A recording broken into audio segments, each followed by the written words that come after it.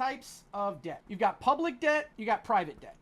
Technically, public debt is your debt, but it is a collective and it is by the government, okay? So, for example, the government is going into debt, and they are going to debt, they're printing, they're borrowing, and we're paying so much right now that we have so much debt that the interest alone, just the interest payment on our debt is $1.2 trillion. That's more than our defense budget. Private debt is debt held by individuals. We don't have money printers. We can't print ourselves out of this. We can't make the value of our debt go down because we devalued the currency, okay?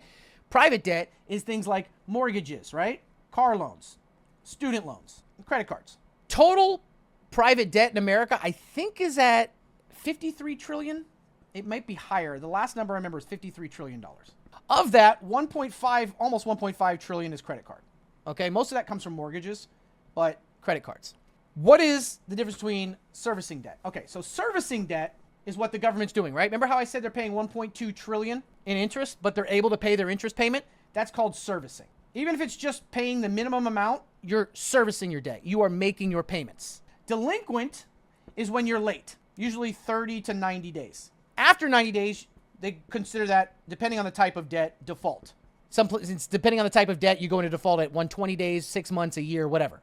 But you go from servicing, making the payment, being late, to default. This is the most dangerous because this is compounding snowball interest, right? The longer somebody is delinquent, that interest debt starts to spiral out of control, and then it's just too much for them to ever come back. The interest payment is more than the original principal at one point.